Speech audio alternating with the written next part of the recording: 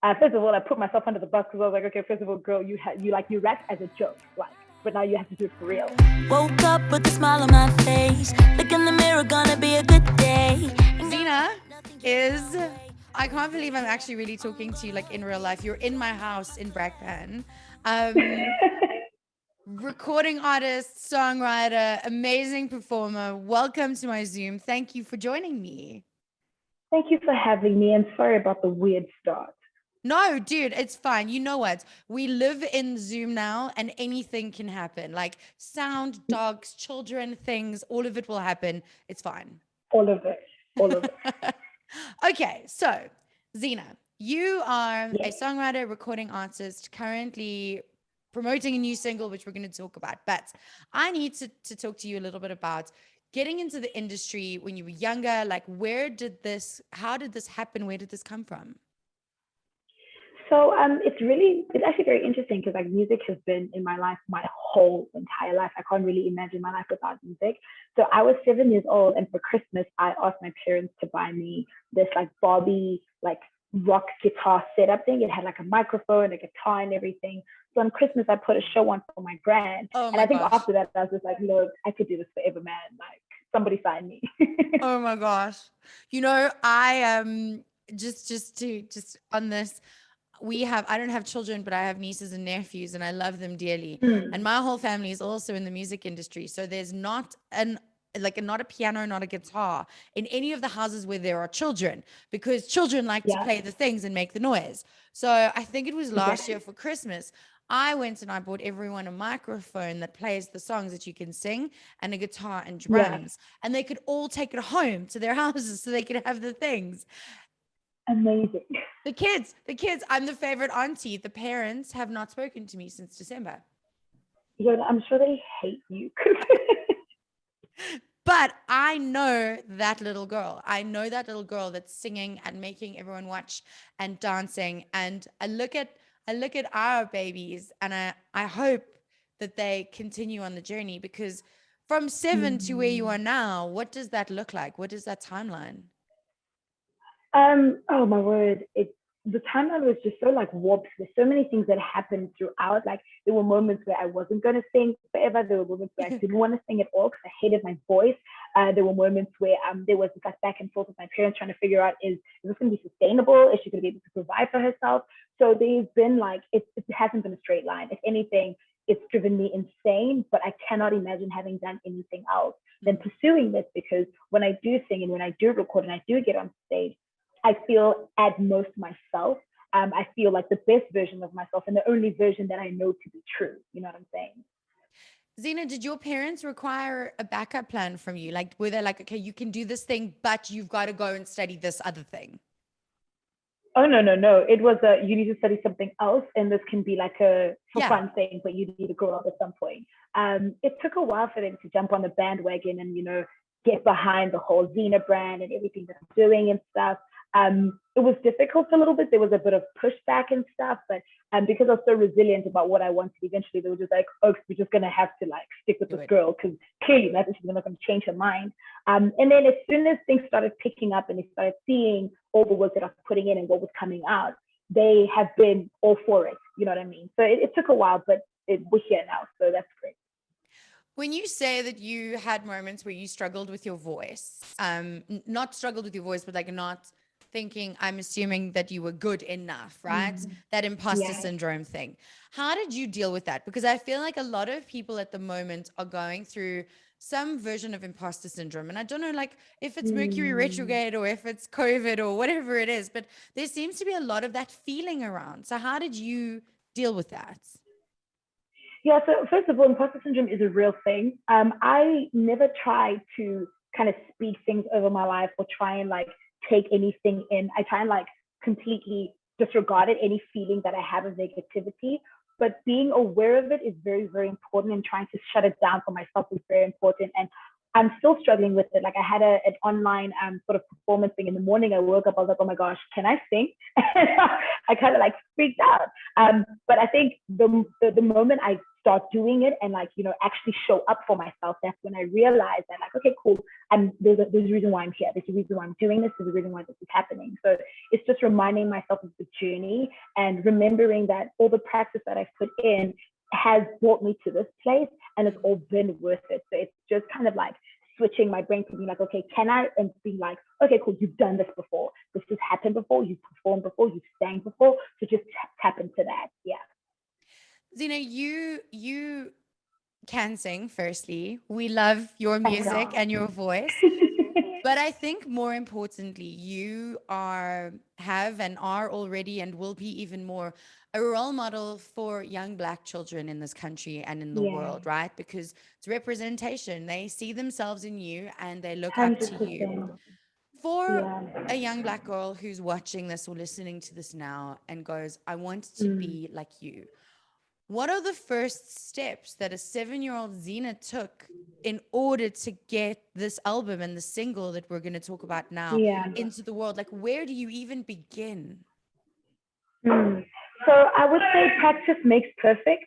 You have to work at it every single day. You can't, I mean, you could try to just kind of just do it, but you have to practice every single day. I only started going to singing lessons when I was 16. So that meant that during primary school and a bit of high school, I did major productions.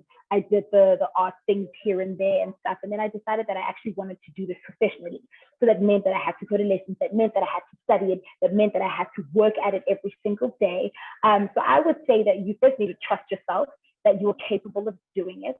Because the one thing that people forget is that this is an emotional thing. Being a creative is very, very emotional because it's who you are, your vulnerability that you're sharing with people. It's not just arrive at a job, do a thing, and then leave. It's a journey to get to a performance. It's a journey to get to a song. So you have to trust yourself, and then you have to practice and hone in on your skill. It doesn't happen overnight, and there are going to be some days where your voice feels like really, really bad. And then there's going to be days where you're like, oh my goodness, like, where is Ariana Grande at? I'm going to sing with her. You know what I'm saying? So you just have to kind of like work at it and things like that. And I keep saying practice as much as you can.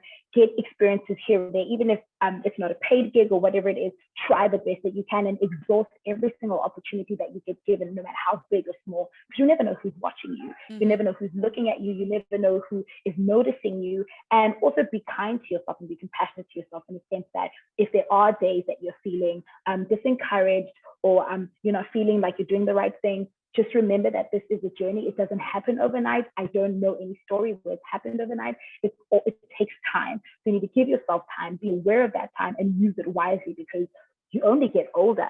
Unfortunately, we don't, get younger. You just get older, but you get wiser and you become more aware of who you are as an artist, what you want to do, and also figure out what your sound is from the get-go, because sometimes it gets very, very confusing when you're like, you get so many sounds that you love and you enjoy, and then you're doing so many different things and people can't really, not to say that you want to be put in a box, but you want people to recognize your songs based on the genre that you choose. And then once you've classified yourself as like a pop artist or whatever the case may be, then go from there and be like, okay, cool, I'm a pop artist, but I did a hip hop track. I'm a pop artist, but I got onto a country song, So it's just being aware of yourself, knowing who you are, and then going from there. Yeah, because I was going to say, I want to be Nicki Minaj, but I also want to be Britney Spears, but I'd like to be Celine Dion and Ari and like Beyonce a little bit, but then I'd like to be Jay-Z at some point, like I want to be everything. And you're telling me I need to be one thing. So thank you for clarifying, because I want to be all of the things, all of them. Yeah, no, I completely understand that. Okay, so talk to me about Feeling Fine. It's your latest single. I am very excited to play it. Obviously you're feeling fine. You look great. You seem to be like living your best life at the moment. So you're feeling fine. Woke up with a smile on my face. I'm feeling so fine. I'm feeling so fine. Yes, queen. Yes, I am living for this energy. Okay, so how did it come about? Also, before we go into this, when you're thinking of a single, when you're writing a song, is it the melody first? Is it the lyric first? Is it a sentence? How does it happen? So how it happens is usually when I do write music, most of it, and this is so weird, it happens in the shower because I sing a lot in the shower. Like, it's not a joke. I swear to you, it's not a joke. I come up with melodies in the shower or wherever I am, essentially. Like, something will pop up in my mind and I'll grab my phone quickly and start recording the melody before I forget it. And then the melody will get stuck in my head and then I'll start putting the words to it. However, for Feeling Fine, I worked with a publishing company in New York with the song, which was absolutely amazing. So I got to write the rap, and they wrote majority of the song and stuff. So it was really, really cool collaborating with them. And when I first heard the melody of the song, I was like, okay, cool, this can be something special. But I wanted to make it my own, because it's very easy to get given a song that was written like, for you or whatever it is, and get lost in what it sounded like before or what the demo sounded like. So I literally had to go out and listen to the song, give myself a couple of days to think about it, and then come back and be like, okay, cool, I need to listen to this with fresh ears and see it with fresh eyes. And then the process began and stuff. And then I had to think about like the different harmonies and what I wanted in the background and how I wanted it to sound and what feeling that I wanted to give it. Because when I explain it to the producers, I always say, okay, cool, with this particular song, this is how the girl is feeling. This is what's going through her mind. This is where she's at. This is, so you have to give context to every single song, because when people listen to it, they're going to form their own opinion about it. But you need to understand where it came from, so that if people don't necessarily agree with it, you can be like, well, this is where I was at, So that process all happened, went in and recorded, and it was like a middle eight that was kind of empty in the song. So Andrew from David Gresham was like, okay, cool, what do you think about having a rapper on it? And I was like, that would be cool to have a rapper on it, but can I rap on it? Can the girl do the thing? And I was like, okay, cool. First of all, I put myself under the bus, because I was like, okay, first of all, girl, you rap as a joke, but now you have to do it for real. Yeah. So I started writing things together and stuff like that. And it just, man, that piece makes me so happy, because you see, I can't tap into my Nicki Minaj or my Cardi B or my Little Kim. So yeah, that was just so much fun. I'm putting that song together. I love the story. I love that but also that you do all the things. Like, I think it's so refreshing to see that it's okay to try. And if you fail, you fail. But it's okay to try, and you should try. 100%. 100%. Okay, so Feeling Fine is out everywhere. I hate asking this, but I know that Feeling Fine is just dropped and you're doing PR for it. But what's next? Where to from here? So I am releasing a new song soon called Make It Rain. I'm very, very excited for it. And then I'll be releasing an EP next year. This is going to be the first time that I'm releasing a body of work. So I'm very nervous, but I'm excited for people to not just see me as just a person who releases singles, but can actually listen to me with a couple of songs in a whole EP with just my voice and just my songs. Just insanely incredible. So there's a lot of things I'm working on at the moment, but I want to give South Africa the best version of me, and obviously then the rest of the world will just swoop in and enjoy the time together. Obviously, duh. Okay, Zina, the song is available everywhere. Where do we find you? Where do we follow you? You can catch me on Instagram. I'm at @ZinaRose_. I'm on Facebook, Zina Rose Msimang.